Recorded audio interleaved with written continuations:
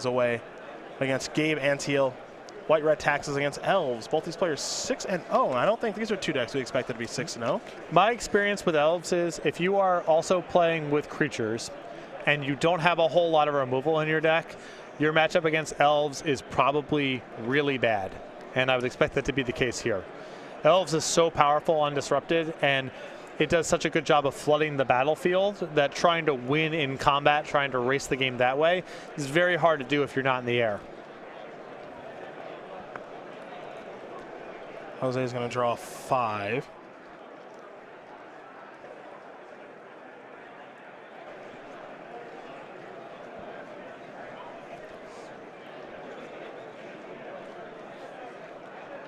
Scry to the bottom.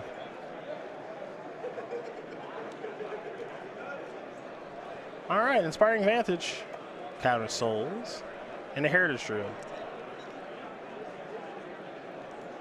There's a Plains. And now here's a Spirit of the Labyrinth. Okay. There's that card for a little while. Now this isn't Legacy Elves, folks. This is just Modern Elves, which means no glimpse. Still good against Elvish Visionary. Yep.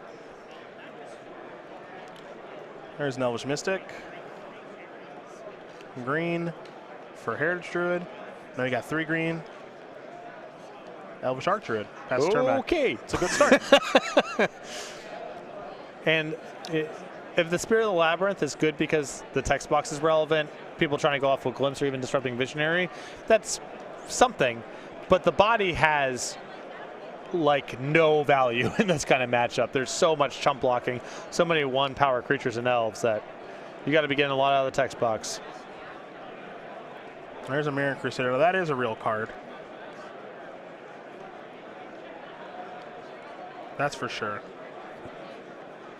Let's see how big of a turn Gabe is going to have now.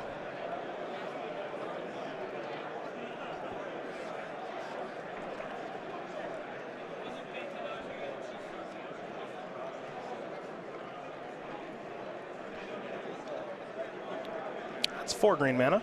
Well, he has another Archer and an Azuri, so we're going to find out how he wants to. I think he's trying to do everything in one turn here, as to avoid Path to Exile from being a consideration. That's reasonable. There's Azuri. Well, so next turn it's going to be an attack for a lot. It's Path or Bust, and even if Munoz has Path, it still might be Bust. It still might be Bust, yeah. Yeah.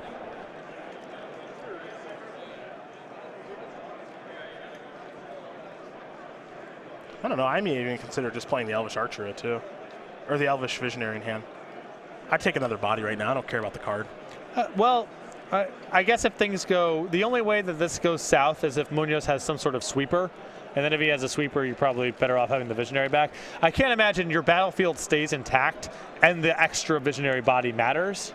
Yeah, I mean, even a sweeper's not particularly good, right? You've got access to 3 green mana to be able to regenerate 3 creatures. Oh, I'm not, I'm not saying any of this is likely. Yeah, yeah. I think I would just hold the Visionary back. Even if you can't imagine how it could go bad, it still seems better to me to hedge against that. Magus of the Moon. Hello. Hello. This battlefield of absolutely assorted, unrelated creatures against a very cohesive and tribal battlefield. Let's see how this goes. This is going to be a lot of green mana here. So this is 1, 2, 3, 4, 5, 6, 900,000 damage is what Gabe's attacking for. It's not even close to close. Yeah. there's sometimes with those where we need to actually sit down and do the math of that. No, it is not close to being close. Yeah.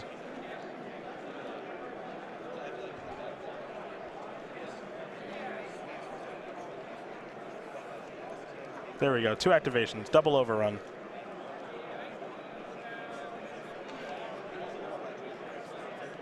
I'm going to attack you in a minute. I promise. So it's 6 times the power, 6 times 4 plus the Archdruids. This is another 8, 32, 34, 30. I think I count 38. I'm probably undershooting. I'd probably line up the blockers. There we Okay. go. There we go. Gabe Antiel's going to win this match over Jose Munoz. Call it off. Yeah, 2-1. Elves going to run over white-red taxes, and for Gabe Antiel, he is 7-0, and he is a lock for day 2. So congratulations to him. Yeah, good stuff. And I think these matchups, going all the way back to, I believe it was it Grand Prix Orlando many moons ago? Now what happened? That Elves won the Grand Prix Charlotte, Michael Malone. Charlotte. Get off me. That's right. Kind of watching him play the deck and watching what his matchups look like against decks like this, where I have good synergistic creatures, I'm trying to get on the battlefield.